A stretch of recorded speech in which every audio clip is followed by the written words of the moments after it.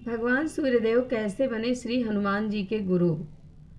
भगवान हनुमान जी, जिनसे सभी बल बुद्धि विद्या देने की कामना करते हैं, हनुमान जी की शिक्षा के लिए उनकी माता कितनी चिंतित थी, ये तो उनका इतिहास पढ़ने से ही पता चलता है। कई ऐसी पौराणिक कथाएं हैं जिनसे हम उनके बारे में पढ़ सकते हैं, जैसे माता अखिल ब्रह्मांड की अदम्य शक्ति स्वरूपा होती हैं। समग्र सृष्टि का स्वरूप माता की गोद में ही अंकुरित, पल्लवित, पुष्पित एवं विकसित होता है। विश्व का उज्जवल भविष्य माता के स्नेह आंचल में ही फूलता फलता है। यदि कहा जाए कि निखिल संसार की सर्जना शक्ति माता है, तो कोई अतिशयोक्ति नहीं होगी। बालक जन्म से पूर्व गर्भ में ही माता से संस्कार ग्रहण करने लग जाता है और जन्म के बाद वह माता के संस्कार का अनुगामी हो जाता है। बालक के बचपन का अधिकांश समय माता की वात्सल्यमयी छाया में ही व्यतीत होता है। करणीय, अनुकरणीय, उचित, अनुचित, हित अहित सभी संस्कारों का प्रथमाक्षर वह माता से ही सीखता है। संतान के चरित्र निर्माण में माता की भूमिका आधारशिला स्वरूप है। इसलिए महेशी माता को प्रथम गुरु का सम्मान दिया गया है। अंजना देवी परम सदाचारिणी एवं सद्गुण संपन्न आदर्श माता थी। वे अपने पुत्र श्री हनुमान जी को श्लाघनीय तत्परता से आदर्श बालक का स्वरूप प्रदान करने की दिशा में सतत जगत और सचेष्ट रहती थी।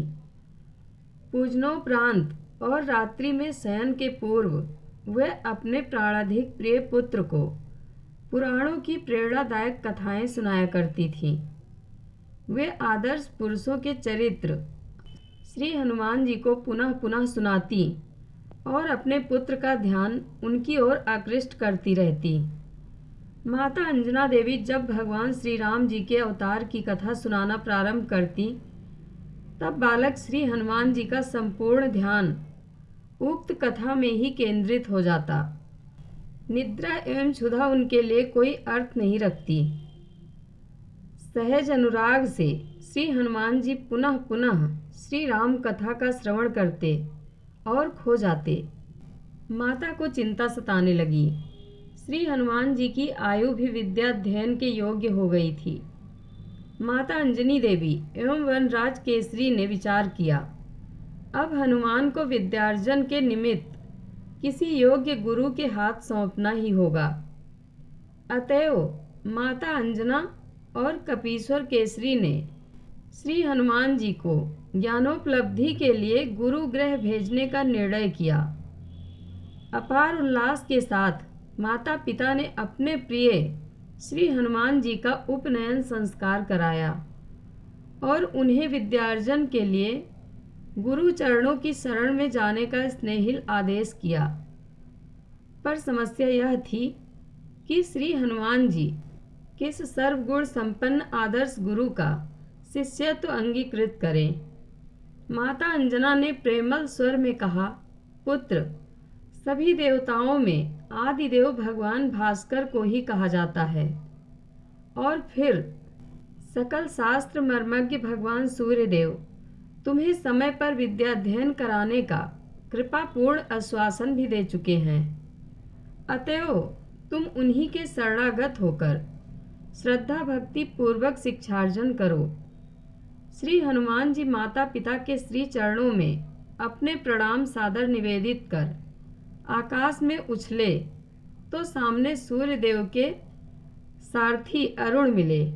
श्री हनुमान जी ने पिता का नाम लेकर अपना परिचय दिया और अरुण ने उन्हें अंशुमाली के पास जाने को कहा।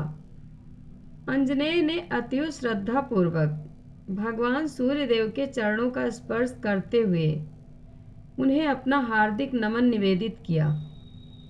विनीत श्री हनुमान जी को बंध जल खड़े देख भगवान भुवन भास्कर ने स्नेहिल शब्दों में पूछा, बेटा, आगमन का प्रयोजन कहो। श्री हनुमान जी ने विनम्र स्वर में निवेदन किया, प्रभु, मेरा यज्ञोपवीत संस्कार संपन्न हो जाने पर माता ने मुझे आपके चरणों में विद्यार्जन के लिए भेजा है। आप कृपा पूर्वक मुझे ज्ञान दान कीजिए। सूर्यदेव बोले, बेटा, मुझे तुम्हें अपना शिष्य बनाने में अमित प्रसन्नता होगी, पर तुम तो मेरी स्थिति देखते ही हो। मैं तो अहर्निश अपने रथ पर सवार दौड़ता रहता हूँ। सूर्यदेव की बात सुनकर पवनात्मज बोले, प्रभु, वेग पूर्वक चलता आपका रथ कहीं से भी मेरे अध्ययन को बाधित नहीं कर सकेगा। हाँ, आपको किसी प्रकार की असुविधा नहीं होनी चाहिए। मैं आपके सम्मुख रथ के वेग के साथ ही आगे बढ़ता रहूँगा। श्री हनुमान जी सूर्यदेव की ओर मुख करके उनके आगे आगे स्वाभाविक रूप से चल रहे थे। भानु सो पढ़न हनुमान गए भानुमन, अनुमानी शिशु के लिखियो फेर फार सो, पछले पगन गम गगन मगन मन, क्रम को न भ्रम कपि बालक बिहार सो। सूर्यदेव को यह देख हैरानी नहीं हुई, क्योंकि वे जानते थे कि हनुमान जी खुद बुद्धिमान हैं। लेकिन प्रथा के अनुसार गुरु द्वारा शिक्षा ग्रहण करना जरूरी है, इसलिए सूर्य ने कुछ ही दिनों में उन्हें कई विद्याएं सिखा दी, जिससे वह विद्वान कहलाए। जय श्री हनुमान, जय सूर्यदेव महाराज। कथा अच्छी लगे तो कमेंट बॉक्स में अपनी राय ज़रूर दें। धन्यवाद।